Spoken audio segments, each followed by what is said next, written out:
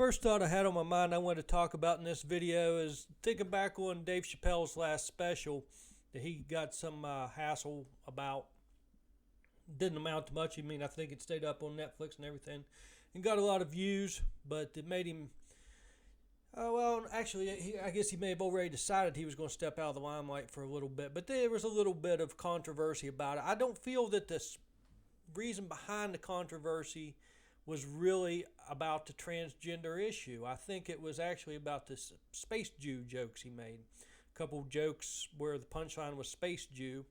And I feel like sometimes when some people get hurt by something or bothered by something, they want to stir up an ally and point out to somebody else something hurtful they thought that person said to them rather than discuss what they were really bothered by in the issue.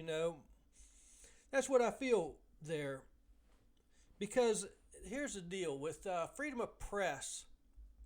For a long time, I feel like we had freedom of press, but it wasn't free to press something.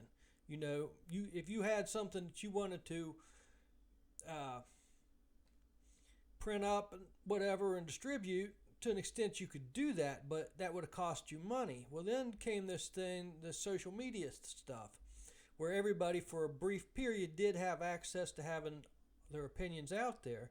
And I think that there was some people who had controlled the press and the media for so long through financial means. Now that they were realizing that they were in jeopardy of losing the control of the narrative. And when that started slipping away, now they have to find other means to take control of it. Now, I'm not saying this is the Jewish people or anything like that. I'm saying it's the people who are in control of the press and the media. It could be whoever it is, whoever seizes control of that means through financial things is going to assert their narrative. That's what history is called history for a reason. It's somebody's version of the story.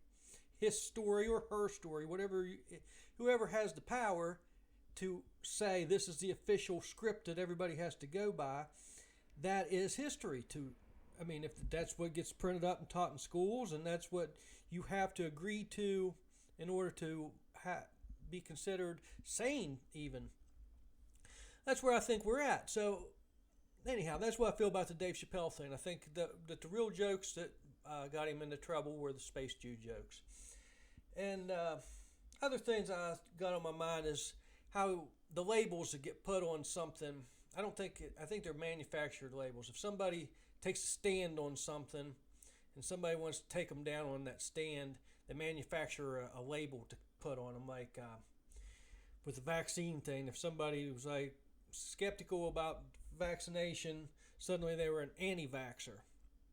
Well, I think we've come to realize with society that everybody's on a spectrum of far extreme to the other extreme, So on the spectrum at the opposite, so I've come to mentally start to think of what's on the other end of the spectrum.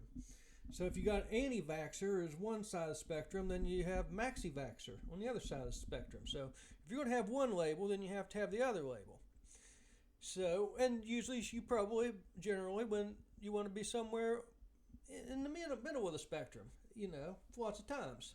You want to at least examine both sides of the spectrum before making decisions. Another one of the spectrums I see is flat earther. See, I feel that was really a label that was, there are, I guess, a few people that actually believe that, but I think that it's really the other end of that spectrum is moon golfers.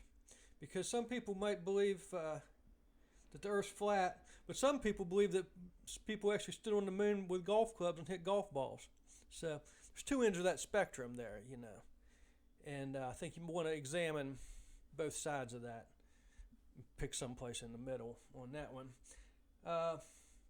Another one was the term libtard. And at the time the word libtard got to be used, I kind of found that the other end of the spectrum was consucker. Because I feel like, and I got that sort of the 9/11 denier thing was the other side of the 9/11 denier was the consuckers too. But So yeah, if it gets that extreme to where it's just like if you take a liberal stance on something that you're going to be called a libtard, well, it seems just as reasonable to think that the other people who are putting down any liberal idea is a consucker. So, but once again, staying in the middle of these things is probably best advised in all cases. Now, other things, racism. There's a difference between being racial, and racist. I was fortunate enough kind of to grow up, well, to where my race didn't matter, I gotta say. Nobody was ever racially, I was never racially discriminated against. Everybody pretty much had it hard.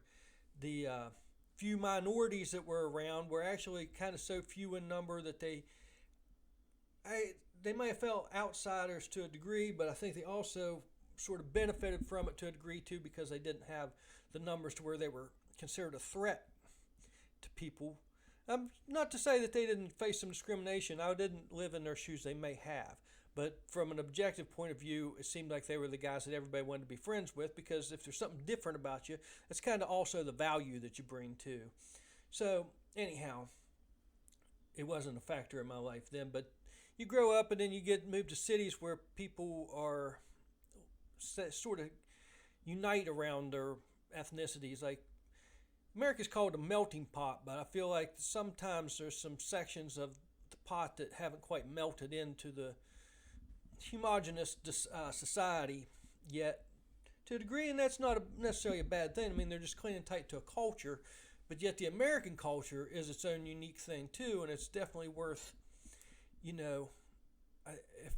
think a person, I think it's worthwhile to melt into the American culture if you look into the history of it and realize that Martin Luther King is a serious part of the American culture that should be learned about, and other people of other ethnicities too. He's just the first example that comes to my mind because his words were so powerful that then they were for all mankind. They weren't just for one person or another there. And Abraham Lincoln, we've got these great things in America that are worth keeping. And I'm not saying worth keeping like that makes us an enemy of outsiders, but yet they're worth defending too, in amongst ourselves, to not have them be trampled on and torn down and throw it all to hell. Just like saying goes, throwing the baby out with the bathwater. We got some dirty bathwater that needs to be drained out of this melting pot, but we don't want to throw the baby out with it because it's a child now and it's grown up a little bit and it's got some strength to it, and there's some places that might want to steal it, put it that way, or manipulate it and take it away from us and use it overseas, for example. That's another thing I think. And this gets back kind of to the control of the press thing. It was so easy in the 80s for everybody to believe that Russia was so bad, that the people of Russia were just so different from us and so bought into their society so much that they hated us, and the two peoples were at odds, and we had to take guns up and go fight with these people or they were going to come do it to us. So I just think that I'm worried that's what's going on with the Ukraine thing now. I think it's so much a lock on this media thing again, that narrative's controlled. You're only seeing one side of the story, and they're saying that it's Russia that's locked out the truth. But I'm not so sure that we're not being locked out from what their side of the story is here too, because once again, ever since the vaccine mandates got put in place, that brought in a reason for them.